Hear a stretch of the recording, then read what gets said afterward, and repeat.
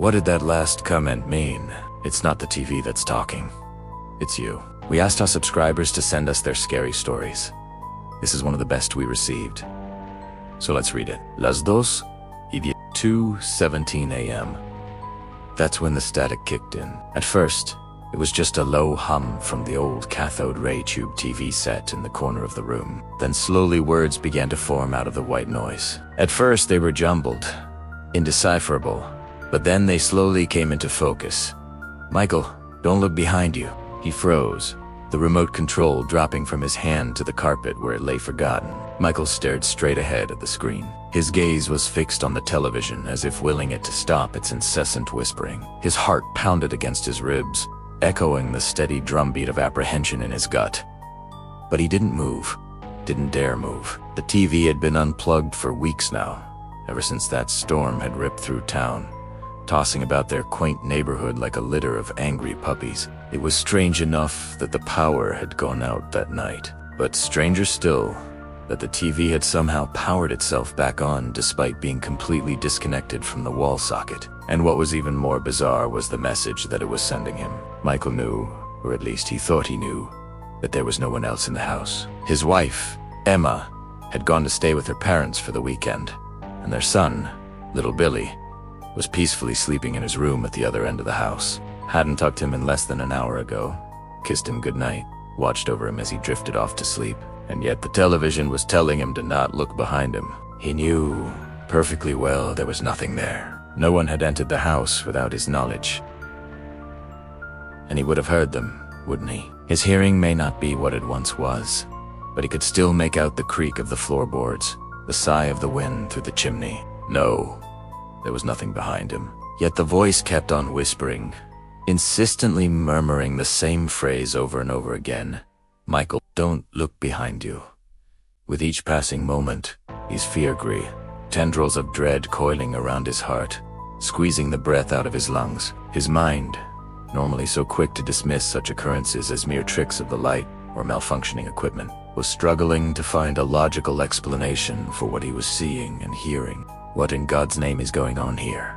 Michael thought, his voice a hoarse whisper in the silent room. He had lived in this house for almost 30 years, every room filled with memories, laughter, joy. Now those joyous echoes seemed to mock him, twisting in his ears like phantoms. He wanted to call out for Emma, to demand she come home immediately, but he knew that would only make things worse.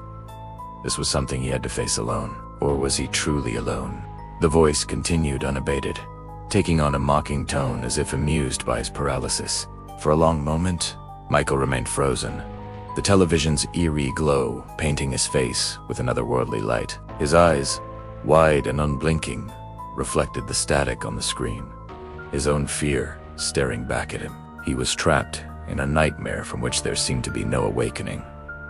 And then, as suddenly as it started, the voice stopped. The television screen went blank, the static fading away into nothingness. Silence descended once more, broken only by the frantic beating of Michael's heart. Slowly, ever so slowly, he began to relax, the tension draining out of him like water from a punctured dam. His hands trembled as he reached out to touch the TV, as if to make sure it was real, as if to confirm that he was awake. He turned the set off and on again, but there was no voice. Only the familiar crackle of the cathode ray tube and the comforting flicker of the EPG guide. Had it really happened? Was he truly as crazy as his nosy neighbor, old Mrs. Higgins, with her tales of space aliens and government conspiracies? Or had he just been sleep-deprived after a string of restless nights? He couldn't tell. Michael went to bed, tossing and turning for hours before he finally drifted off to sleep. When he awoke the next morning, sunlight streaming through the window, he dismissed the previous night's events as a fever dream, a byproduct of stress and exhaustion. Life went back to normal. He went to work, he mowed the lawn. He sat watching television with Emma that night, trying to put the previous night's events out of his mind. But then that night it started again. Michael, the voice whispered, don't look behind you. He whirled around in his seat, heart pounding, only to see Emma and Bill fast asleep on the couch. The TV was tuned to a late-night infomercial, its cheery presenter hawking some miracle cleaning solution. Michael shook his head, embarrassed at his own reaction to the voice.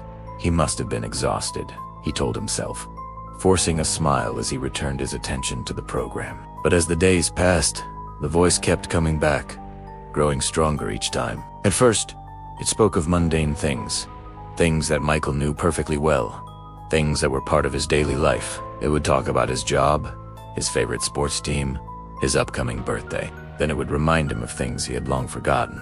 His first day at school, his parents' anniversary, his first date with Emma. It felt like the television was spying on him, invading his privacy, intruding into his thoughts. And then one night, the voice took a sinister turn. "Don't trust anyone," it hissed. "Not even yourself." Michael recoiled, his blood running cold. What did that mean? Who was behind this? Was it a prank? A cruel joke, played by someone who had managed to hack into his television set? Or was there something more sinister at play? Something malevolent that was using the television as its mouthpiece? He tried changing channels, turning the set off and on again, even unplugging it from the wall. But the voice persisted. It echoed from within the walls themselves, seeming to mock his attempts to escape it. Night after night, the voice continued its haunting monologue. It spoke of Michael's childhood, his dreams, his fears, his darkest secrets, all as if to remind him of his own mortality, of his own fallibility. And then one night, as the voice boomed through the speakers, filling the room with its ominous tones, a single sentence cut through the darkness. "It's not the TV talking, it's you." The words hung in the air like a funeral knell, their meaning slowly dawning on Michael. He stared at the television screen, his reflection staring back at him. A gaunt, frightened face, illuminated by the eerie glow of the cathode ray tube. Elukid, Hawaii, unable to bear the sight of his own terror. It wasn't the TV talking. It was him. The voice belonged to Michael. It was his voice. But why? Why was he tormenting himself? What had he done to deserve this punishment? Or was this punishment? The question echoed in his mind as he paced his house, his steps heavy, his breathing shallow.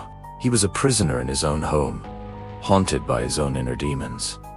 Was there any way out of this nightmare? Any way to silence the voice? When the police entered his apartment a week later, they found Michael standing in front of the television. The set was still on, the static filling the room, and Michael's reflection was smiling in it. A smile that was both sad and terrifying.